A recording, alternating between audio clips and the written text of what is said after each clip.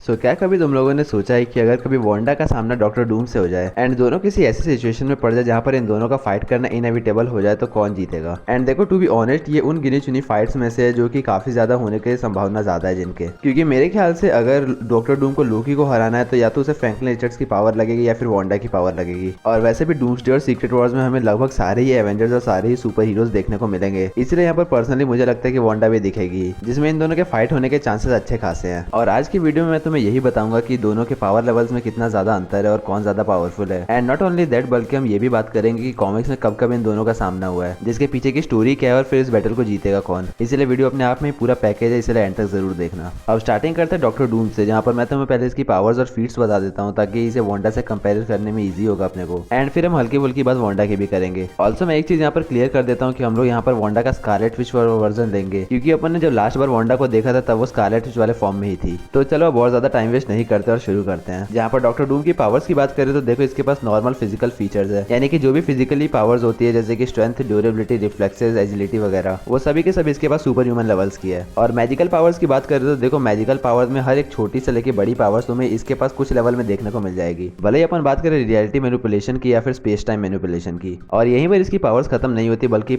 इसके पास अपने डूम बॉट की आर्मी भी है, जो कि एग्जैक्टली इसी की तरह दिखते हैं, जिसका यूज करके ये अपने अपोनेंट को काफी ज्यादा धोखा देता है। As most of the stories में हमें यही लगता है कि डॉक्टर डूम एक्ट कर रहा है, लेकिन असलियत में वो तो किसी बैकग्राउंड में सभी कैरेक्टर्स को चेस पीसेस की तरह नचा रहा होता है और उसका कुछ डूम बॉट जो है वो किसी बैटलफील्ड में प्रेजेंट होता है। इसके बाद इसके फीट्स की बात करें तो देखो, इसने मॉलिक्यूलर मैन का यूज करके जितने भी सारे बियॉन्डर्स उन सबको मार दिया था और उनकी पावर्स को इजीली कैप्चर करके फिर अपने फायदे के लिए यूज करने लगा था। एंड बियॉन्डर्स मार्वल कॉमिक्स में वो स्पीसीज है जिनके सिर्फ 3 मेंबर्स ने मिलकर लिविंग ट्राइब्यूनल के ले ली थी, मतलब उसका गेम पूरा फिनिश कर दिया था। और मैं तुम्हें एक क्लियर आइडिया दे देता हूँ कि मार्वल कॉमिक्स में वन अबव ऑल के बाद लिविंग ट्राइब्यूनल को सेकंड मोस्ट पावरफुल बीइंग माना जाता है। तो जस्ट इमेजिन करो कि डॉक्टर डूम ने मॉलिक्यूलर मैन का यूज करके उन बींग्स को मारा था जो कि सेकंड मोस्ट पावरफुल बींग से भी ज्यादा पावरफुल थे। और अपन डॉक्टर डूम के इसी वर्जन को गॉड एम्पायर डूम के नाम से जानते हैं, जिसके बाद इसने कई बार सेंट्री की डायरेक्ट फोर्सेस को भी झेला और फिर वॉइड से भी फाइट किया, हालांकि वो टिक नहीं पाया था ज्यादा देर। एंड इवन ये बात जो है वो डॉक्टर डूम को भी पता था कि वॉइड के अगेंस्ट में ज्यादा कुछ नहीं कर सकता, लेकिन यहीं पर हमें उसकी करेज दिखाई जाती है, जस्ट लाइक अपने स्टीव रॉजर्स वाले कैप्टन अमेरिका की दिखाई गई थी, जब उसको पता था कि वो थैनोस की आर्मी के अगेंस्ट में अकेले नहीं जीत सकता, लेकिन उसके बाद भी भाई बंदा ऑरा फार्म करने के लिए कूदता तो है बैटल में।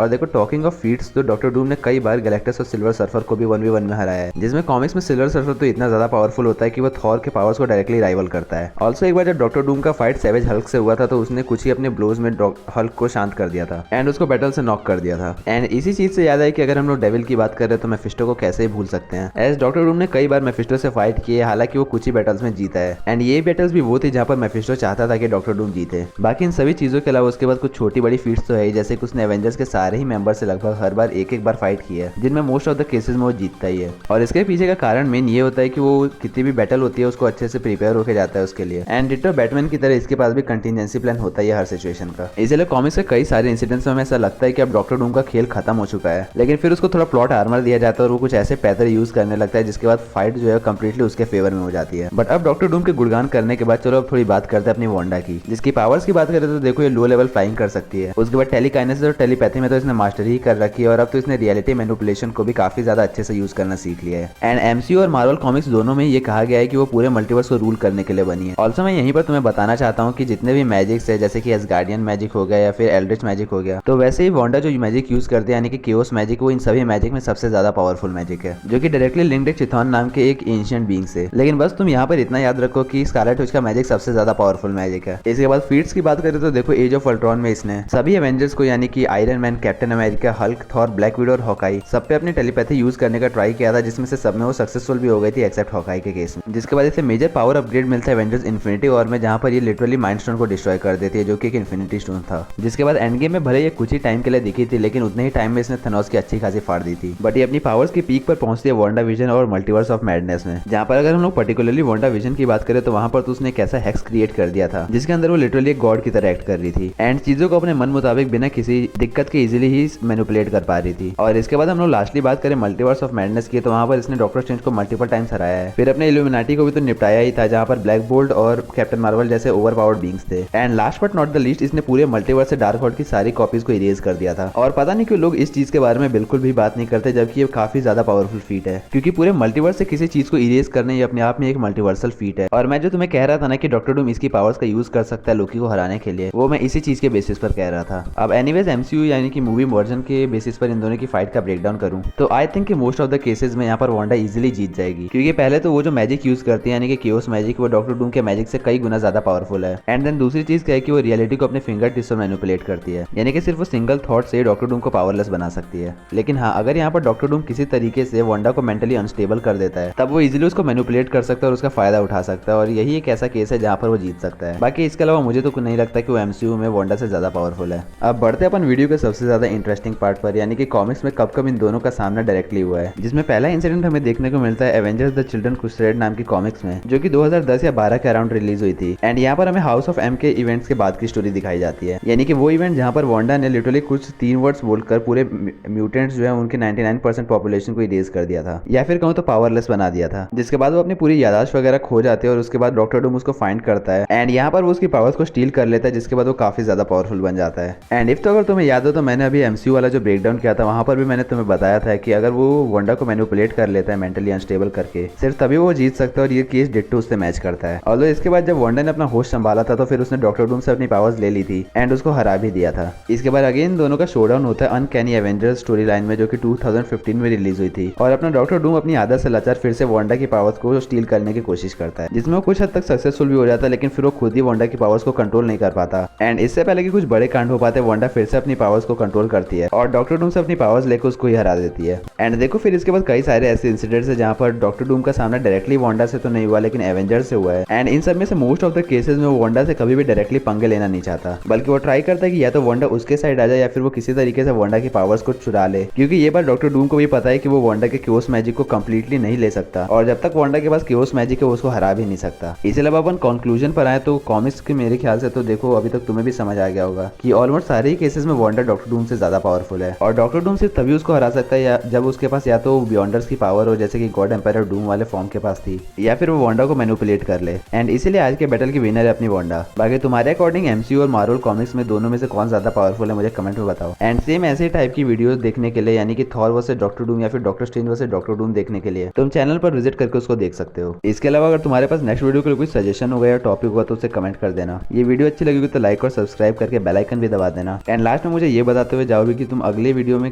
डॉक्टर डूम का बैटल किसके साथ देखना चाहते हो। सो मैं मिलता हूँ अगले वीडियो में, बाय।